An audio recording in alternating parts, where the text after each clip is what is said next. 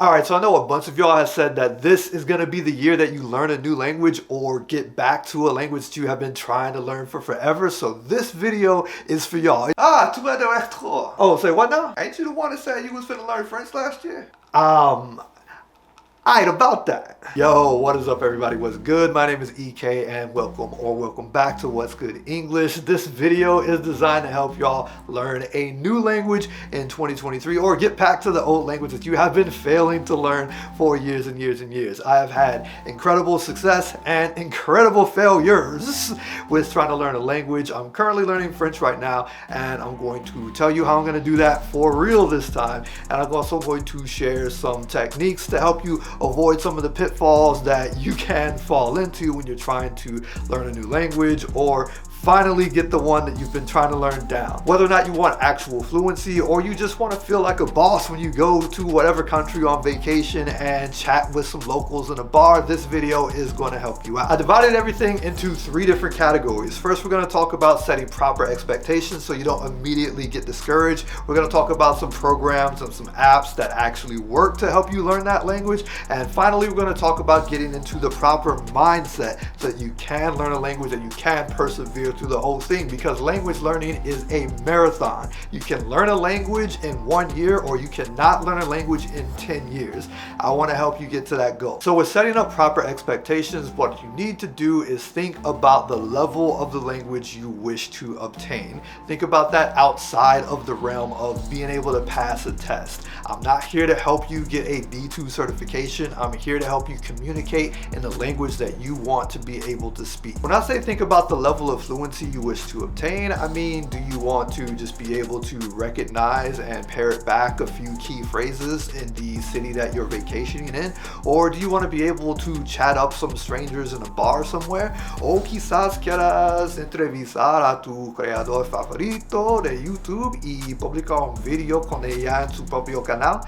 It's my only flex, y'all. It's my only flex. Let me have that flex. Be honest about the level you wish to obtain, but also don't be afraid to reassess. It's okay if you want to ratchet things down a little bit because you find that you maybe don't really need to have this whole entire thing if you're just gonna go to Rome for a couple of weeks. Or maybe you fall in love with the language and you just want to take it all the way to the end, even though you don't have any actual plans of how you can use it in the future. It's not gonna hurt anyone's feelings if you choose to stay in the lower intermediate or upper beginner level. And it's not going to be a waste of time if you want to take it all the way to the advanced level. Learning a language is something fun that I think everybody should try to do, so have fun in the process. Secondly, with setting proper expectations, I want to talk about goals. I don't really be messing with goals. The reason for that is that you can be doing a whole lot of nonsense just because you have to hit whatever goal that doesn't actually help you learn the language. You're just doing busy work that's just going in one ear and right out the other. And another reason is when you inevitably miss a goal, it feels really discouraging and it can actually torpedo progress that you were really making with that language. So instead, what I try to do is make sure I spend quality time with the language I'm trying to obtain every single day. Now, quality time might just be me watching a Netflix series in the target language with English subtitles, or it might be me watching an anime with subtitles in the target language. The activity you're doing doesn't matter that much, but what does matter is that it doesn't feel like a chore. When trying to engage with your target language begins to feel like a chore for you and just not fun at all, you need to stop and find something else to do, find another way to engage with it. That is some of the best advice that I can give you as far as trying to learn a language. Like I said before, learning a language is a marathon, and sometimes you have to go slower to go faster. It's how I learned Spanish, and as you can see from my flex, I can speak a lot of Spanish. Before I move on to the next category, I want to talk about your reasoning for trying to learn whatever language or lack thereof. When you tell people that you're going to be learning a language, you get inundated with these questions asking you, why? Do you plan to move there? Are you dating somebody that speaks it? What do you plan to do with it? Do you want to get a job? And if you're like me, you probably don't have a good reason for learning this language other than I just want to do it. And the thing is, I just want to do it is is not a good reason to learn a language for some people, and they'll continue to probe you and ask, well, do you think you want to do this, that, or whatever, and it's gonna mess with your head. But in reality, it's cap. You do not need some far out reason to learn a language. If you want to move to Beijing and work there, then yes, that is excellent motivation, but it is also 100% not needed. There are loads of people all around the world that learn a language just because they want to learn the language. They don't have any plans of using it other than having the ability to speak it, maybe interacting with some of the media from the country where it's spoken or whatever.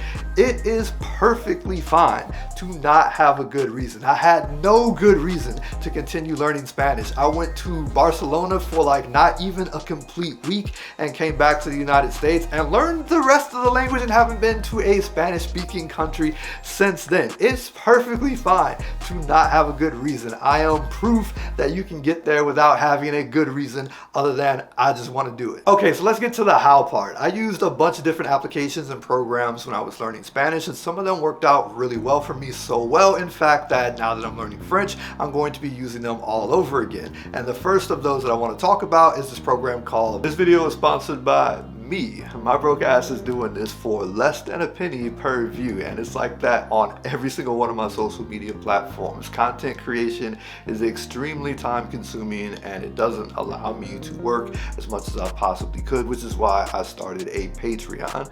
Right now I'm posting earlier unedited versions of my videos there from my TikTok account and my Instagram and all of that, and I will also be posting every single YouTube video that I make there early so you can see it a few days earlier before it goes live for the masses. Now, if you cannot support me that way, I completely understand.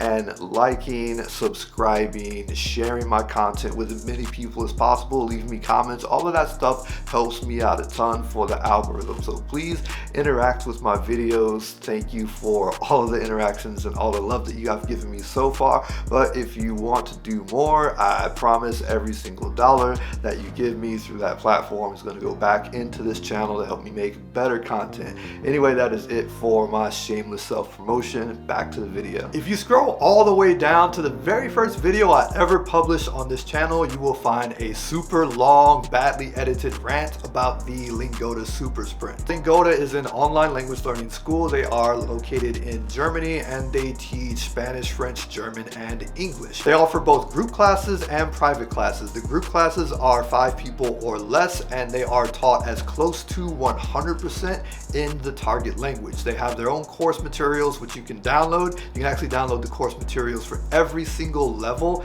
of the language that you're learning, and you can even get the corrections on the course materials as well, and they cover a super wide variety of topics. That is one of the best things about them, is you will be talking about just anything under the sun. One of the negatives is the fact that they only teach Spanish, French, German, and English, and it can also be a bit costly. But there is what's called the Super Sprint. Back when I did it, it was 90 classes in 90 days. You literally had to take one class every single day for 90 days. The classes last for like an hour, and if you take all of those classes, you get 100% of your money back. I have the PayPal receipts to prove it. The Super Sprint is now a 60-day Super Sprint. The price is still about the same. It ends up costing you about $900-ish, but they will refund 100% of your money as long as you follow the rules and complete all 60 classes. After I was done with Lingoda, I moved on to iTalki, which really helped smooth out some of my Spanish and helped build my confidence with speaking the language and just widened out the variety of topics that I could speak about. iTalki is a company that allows students to find a tutor or teacher of a foreign language that they're studying. One of the biggest pluses of iTalki is that there are a ton of different languages that they have teachers and tutors for. So even if you're looking for something obscure, you might be able to find somebody who will teach you it or help you improve your conversational skills with it. They are one-on-one sessions typically. And the really cool thing for me, especially if you're trying to learn a language that's spoken by a lot of people in a lot of different places, is that there are many different accents. So you can select a tutor based off of where they're located and what accent they have to try to familiarize yourself with that. One of the negatives is that it can get a little bit costly, especially over time. But the positive of that is that you are directly supporting someone who is teaching and helping people learn the language that you are trying to learn. Another negative is that you kind of have to bring your own agenda. There are some teachers there that will have their own lesson plans, but sometimes you have to do a little bit of extra work to make it work for you, if that makes sense. But yeah, I could not possibly recommend iTalki enough. I will probably do a video about how I would go into my tutoring sessions and what to do to try to set yourself up for success. Let me know in the comments if you want that video. So right now, some of y'all are probably thinking, hey, you just talked about 2 different pay places. How do I do this for free? And my answer is you don't. And then you might say something like, well, Duolingo is free. And to that, I would respond, it's not free. You are paying with time. You have to spend time that you don't want to spend watching that ad, or you can spend money that you don't want to spend to make that ad go away. But either way, you are spending something that you do not want to part with. The same thing goes when you have a friend that can teach you the language or help tutor you in the language. You are putting a strain on that relationship. Even if they're happy to do it, man, make sure you are buying them so many lunches and dinners and everything, because it's rough. While I'm still on the subject of Duolingo though, it's actually not that bad. If all you want to do is learn some travel language for your vacation or just the basics, it's really great. I actually still use Duolingo. I use it to teach me the basics, and when I'm advanced with the language, I use it in place of flashcards, which I absolutely despise. Hey, but ain't like spaced repetition with flashcards supposed to be good for you or something? So like, how you be getting that if you ain't using flashcards? Reading is fundamental. It's also an excellent way to build your active and passive vocabulary and familiarize yourself with the sentence structure and grammatical rules of a language, and it does all of that while still being super entertaining. They do make books specifically for language learners at all different levels. Ollie Richards has a ton of them. I've used a bunch of them and they have really helped. If you want to see some of the ones that I've worked with, check out my link tree in the description, and there's a place you can go to that will help the channel out if you choose to get one of those books from there. I really recommend getting children's books and young adult books. Those books are great and easy to read and understand and comprehend. Do not be discouraged if it's a children's book. By the way, remember, children from 5 to 8 can have adult-like conversations, and I'm sure you know some 8-year-old somewhere that's got quite a command of whatever the native language is. So don't be discouraged. Give those books a try. They will super help out a lot. Also, for a bonus, get the audiobook of the book that you're reading, so that way you can also work on your listening comprehension while you're working on your reading comprehension. And it will also help you out because audiobooks are performed by some sort of voice actor, so you will be able to get some extra context clues there while you're reading those words on the page. A great application that combines both the written and spoken word is LingQ. It's by the polyglot Steve Kaufman. That dude speaks like 20 different languages, so he definitely knows a little something about how to learn a language. I do find the interface to be a little bit clunky, but every single one of the mini stories is performed by an actual native speaker of the language, a real human being. So you're getting both the auditory learning as well as the visual reading learning. It is something that you should definitely check out. There are some other applications that I could be talking about in this video, and I am really interested in seeing Ikena's app Fluyo, because he loves learning languages and he's helping to build an application that he would want to use. But I'm only going to talk about 2 other applications in this video, and one of them you already have, and that is YouTube. You can pretty much learn how to do anything you want to in the world on YouTube, so why not use it to help yourself learn languages, right? You don't have to watch videos of YouTubers telling you how to learn a language, but thank you for watching this one. You can just go and subscribe to a YouTuber that speaks the language you want to learn and just binge their content. In addition to hearing the language being spoken, you will also inadvertently pick up on how they are using the language, the words and the expressions that they use all the time, and that stuff will start to seep into you, and that is going to help you sound more like a native than any one of those YouTuber videos that claim to teach you how to sound like a native. The other application I want to talk about is Meetup. It's a little bit location dependent and language dependent, meaning if you're trying to learn a small language in a small town, it's probably not going to be too successful. But if you can find some people that are meeting online or in person to practice whatever language you're trying to learn, and it can be a tremendous help, so you should definitely use it. I can completely understand feeling a bit nervous about speaking the language that you're trying to learn in public because you don't want to be wrong and everything like that, but the fact is, using the language you're learning is the absolute best way to learn the language that you're learning, and speaking the language is the best way to improve your speaking.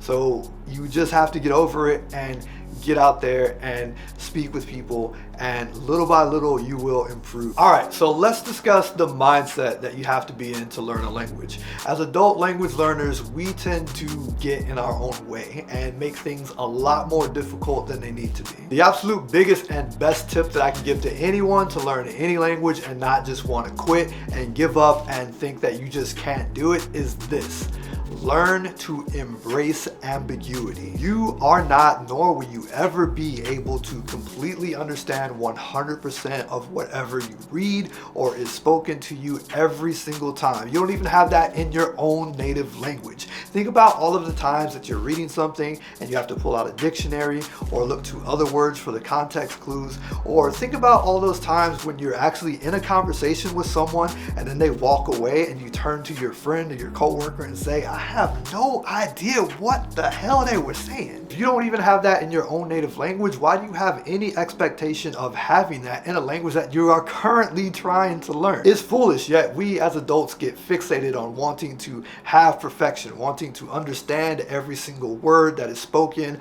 or that is read. You have to let that go. Instead of trying to understand every single thing that's being spoken or every single word that you're reading, just focus on trying to understand the gist of what is trying to be communicated. The better you get at just trying to understand the absolute basics of what is trying to be communicated, the easier time you will have with learning the language, and the faster you'll be able to fill in the rest of the picture and understand the full scope of what is being communicated. Of everything that I have talked about in this video, that is the absolute best advice I could give you to set yourself up for success when you're trying to learn a language. And that does it for how to learn a language in 2023. I hope this video helped you. If it did, leave me a like, hit the subscribe button, leave me a comment. Also, if you have questions about something or you want me to further cover something in a future video, let me know that in the comments as well. I really do truly want to help you out with language learning. It's something that I love to do. I'm learning French. You can try to learn along with me. I will try to post some of my trials and tribulations as I go through the process this year. But yeah, it's going to be a fun ride. I hope to see you in many more YouTube videos in 2023. That does it for this one. Thank y'all so much for watching. Ciao.